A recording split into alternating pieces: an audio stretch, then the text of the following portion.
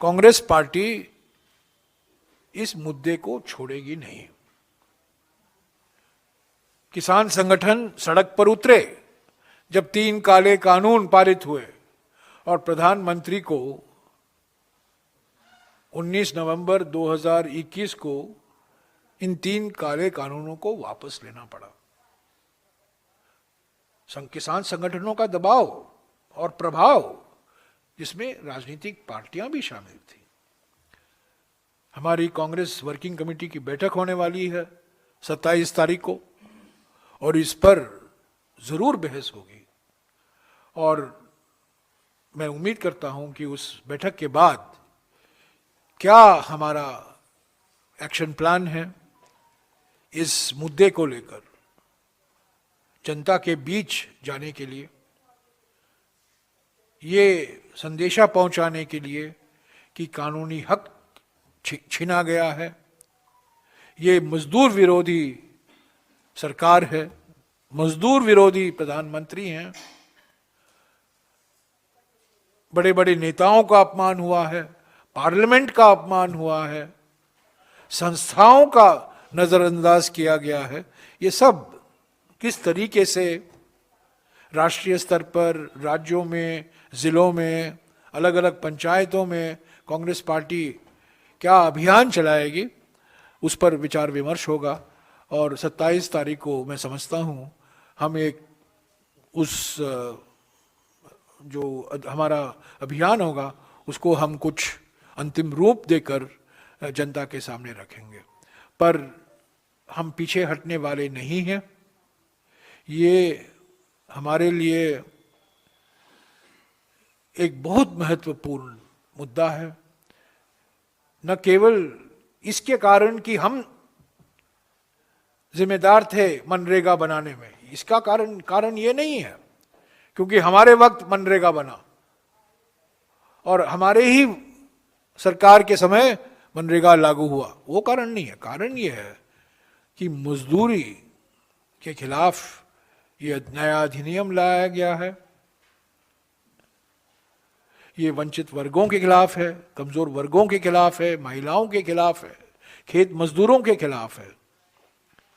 और हमारे जो वक्ता थे कल, खास तौर से मुकुल वासनिक, रणदीप सुरजेवाला, हमारे एलओपी, तीनों ने काफी विस्तार से अपनी बात रखी और ये कहा किन किन कारणों के वजह से हम समझते हैं कि जो नया अधिनियम लाया गया है न केवल राष्ट्रपिता का अपमान है, पर इसके प्रावधान बड़े खतरनाक साबित होंगे लोगों के लिए, मजदूरों के लिए, राज्य सरकारों के लिए।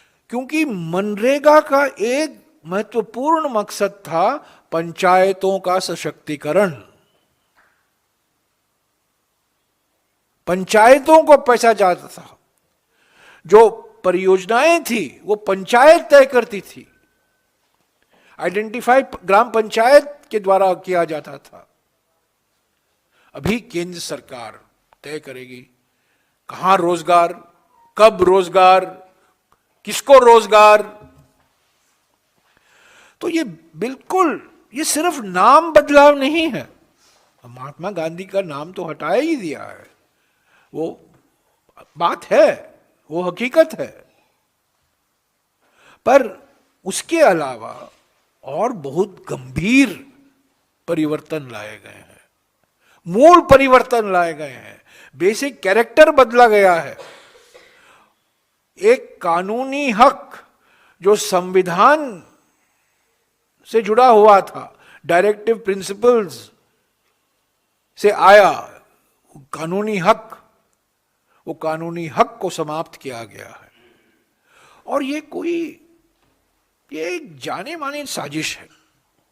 पहला आरटीआई को खत्म किया, वो पहला कानूनी हक यूपीए सरकार का आरटीआई था, आरटीआई को खत्म किया।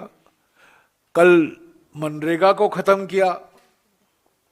मैं आज कहता हूं तीसरा निशाना वन अधिकार अधिनियम होगा।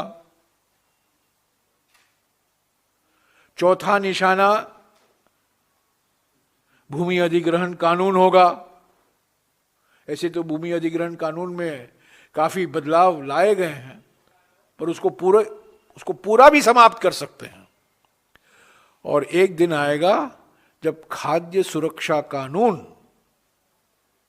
नेशनल फूड सिक्योरिटी एक्ट, जिसको नाम बदलकर प्रधानमंत्री गरीब कल्याण अन्न योजना दिया गया था, उस पर भी कई सवाल खड़े किए जाएंगे।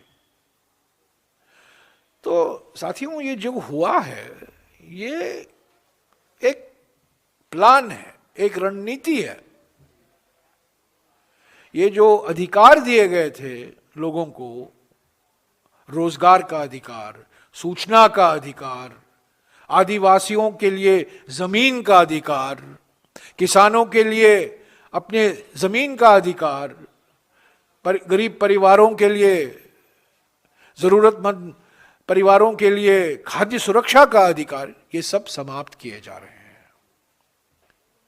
इस पर विचार विमर्श नहीं, मशवरा नहीं, स्टैंडिंग कमेटी में कोई इस पर बातचीत नहीं, कोई विश्लेषण नहीं, और अचानक जबरदस्ती जो हमने देखा है लोकसभा में और राज्यसभा में पिछले 2 दिन से, ये बुलडोजर है, ये बुलडोजर चलाया गया है।